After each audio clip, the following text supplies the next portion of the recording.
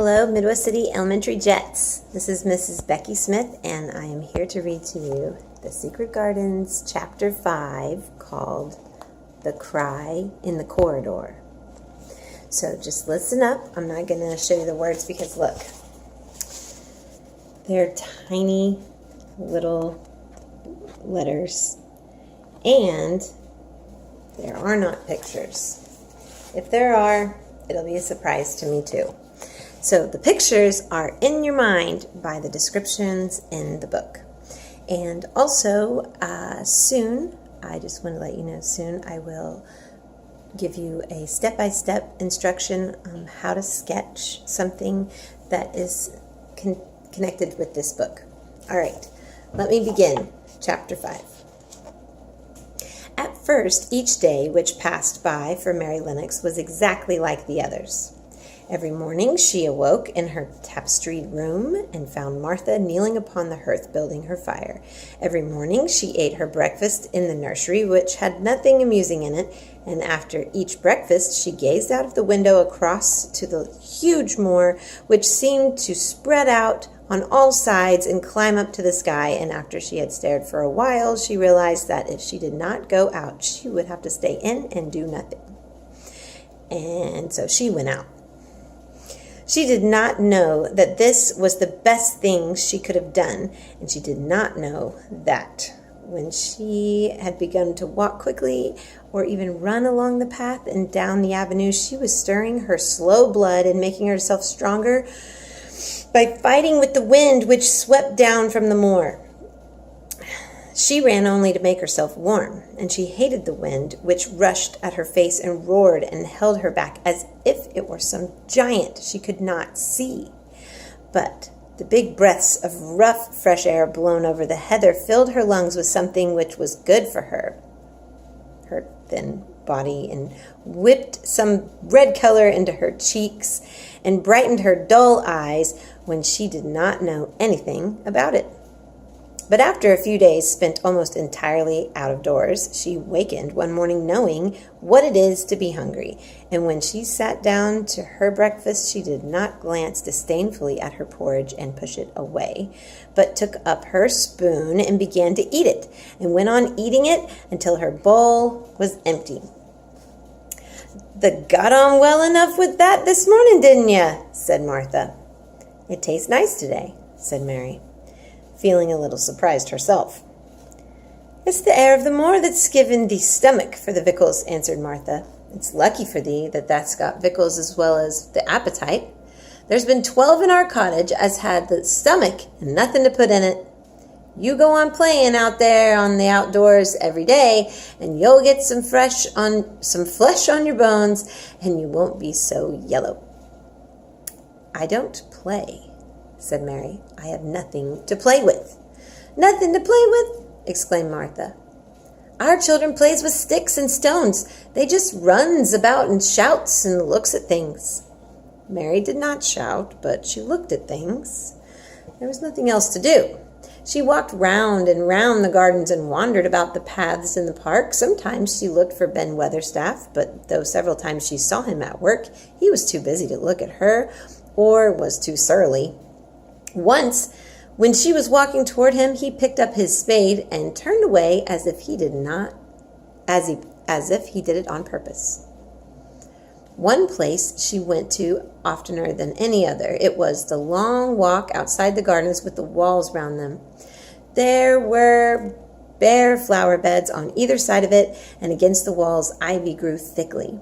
There was one part of the wall where the creeping dark green leaves were more bushy than elsewhere. It seemed as if for a long time that part had been neglected. The rest of it had been clipped and made to look neat, but at this lower end of the walk, it had not been trimmed at all. A few days after she had talked to Ben Weatherstaff, Mary stopped to notice this and wondered why it was so.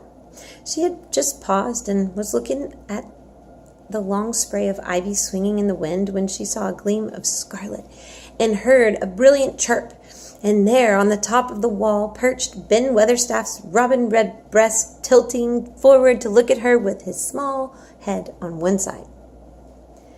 "Oh," she cried out, "is it you?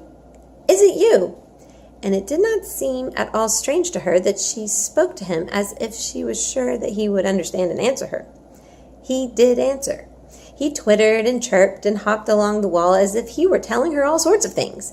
It seemed to Mistress Mary as if she understood him too, though he was not speaking in words. It was as if he said, "Good morning. Isn't the wind nice? Isn't the sun nice? Sorry. Isn't everything nice? Let us both chirp and hop and twitter. Come on, come on." Mary began to laugh, and as he hopped and took little flights along the wall, she ran after him. Poor little thin, sallow, ugly Mary. She actually looked almost pretty for a moment. "I like you. I like you," she cried out, pattering down the walk, and she chirped and tried to whistle, which last she did not know how to do in the least. But the robin seemed to be quite satisfied and chirped and whistled back at her. At last he spread his wings and made a darting flight to the top of a tree where he perched and sang loudly. That reminded Mary of the first time she had seen him. He had been swinging on a treetop then, and she had been standing in the orchard. Now she was on the other side of the orchard and standing in the path outside a wall, much lower down, and there was the same tree inside. "It's in the garden no one can go into," she said to herself. "It's the garden without a door. He lives in there. How I wish I could see what it's like." She ran up the walk to the green door she had entered the first morning. Then she ran down the path through the other door and then into the orchard, and when she stood and looked up, there was the tree on the other side of the wall, and there was the robin just finishing his song and beginning to preen his feathers with his beak. "It is the garden," she said. "I am sure of it." She walked round and looked closely at that side of the orchard wall, but she only found what she had found before, that there was no door in it. Then she ran through the kitchen gardens again and out into the walk outside the long ivy-covered wall, and she walked to the end of it and looked at it, but there was no door. And then she walked to the other end, looking again, but there was no door. "It's very strange," she said. "Ben Weatherstaff said there was no door, and there is no door. But there must have been one 10 years ago, because Mr. Craven buried the key." This gave her so much to think of that she began to be quite interested and feel that she was not sorry that she had come to Misselthwaite Manor.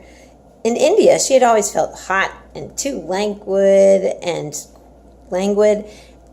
to care much about anything. Sorry, I said that weird. In India, she had always felt hot and too languid to care about much of anything. The fact was that the fresh wind from the moor had begun to blow the cobwebs out of her young brain and to waken her up a little. She stayed out of the doors nearly all day, and when she sat down to her supper at night, she felt hungry and drowsy and comfortable. She did not feel cross when Martha chattered away. She felt as if she rather liked to hear her, and at last she thought she would ask her a question. She asked it after she had finished her supper and had sat down on the hearth rug before the fire. "Why did Mr. Craven hate the garden?" she said. She had made Martha stay with her, and Martha had not objected at all. She was very young and used to a crowded cottage full of brothers and sisters, and she found it dull in the great servants' hall downstairs, where the footmen and the upper housemaids made fun of her Yorkshire speech and looked upon her as a common little thing and sat and whispered amongst themselves. Martha liked to talk, and the strange child who had lived in India and been waited upon by natives was novelty enough to attract her. She sat down on the hearth herself without waiting to be asked. "Art thou thinking about that garden yet?" she said. "I knew thou would. That was just the way with me when I first heard about it." "Why did he hate it?" Mary persisted. Martha tucked her feet under her and made herself quite comfortable. "Listen to the wind wuthering round the house," she said. "You can bear stand up on the moor if you was out on it tonight." Mary did not know what wuthering meant until she listened, and then she understood. It must mean that hollow, shuddering sort of roar which rushed round and round the house as if the giant no one could see were buffeting it and beating all the walls and windows to try to break in. But one knew He could not get in, and somehow it made one feel very safe and warm inside a room with a red coal fire. But why did he hate it so? She asked after she had listened. She intended to know if Martha did. Then Martha gave up her store of knowledge. Mind, she said, Mrs. Medlock said it's not to be talked about. There's lots of things in this place that's not to be talked over. That's Mr. Craven's orders. His troubles are none servant's business, he says. But for the garden, he wouldn't be like he is. It was Mrs. Craven's garden that she had made when first they were married, and she just loved it, and they used to tend the flowers themselves, and none of the gardeners was ever let inside. Him and her used to go in and shut the door and stay there for hours and hours reading and talking, and she was just a bit of a girl, and there was an old tree with a branch bent like a seat on it, and she made roses grow over it, and she used to sit there. But one day when she was sitting there, the branch broke, and she fell on the ground and was hurt so bad that next day she died. The doctors thought he'd go out of his mind and die too. That's why he hates it. No one's never gone in since, and he won't let anyone talk about it. Mary did not ask any more questions. She looked at that red fire and listened to the wind wuthering. It seemed to be wuthering louder than ever. At that moment, the very good thing was happening to her. 4 good things had happened to her, in fact, since she came to Misselthwaite Manor. She had felt as if she had understood a robin and that he had understood her. She had run in the wind until her blood had grown warm. She had been healthily hungry for the first time in her life, and she had found out what it was to be sorry for someone. But as she was listening to the wind, she began to listen to something else. She did not know what it was, because at first she could scarcely distinguish from the wind itself. It was a curious sound. It seemed almost as if a child were crying somewhere. Sometimes the wind sounded rather like a child crying, but presently Mistress Mary felt quite sure this sound was inside the house, not outside it. It was far away, but it was inside. She turned round and looked at Martha. "Do you hear anyone crying?" she said. Martha suddenly looked confused. "No," she answered. "It's the wind. Sometimes it sounds like as if someone, was lost in the moor and wailing. It's got all sorts of sounds." "But listen," said Mary. "It's in the house, down one of those long corridors." And at that very moment, a door must have been opened somewhere downstairs, for a great rushing draught blew along the passage, and the door of the room they sat in was blown open with a crash, and as they both jumped to their feet, the light was blown out, and crying sound was swept down the corridor so that it was so easy to hear. Better than ever.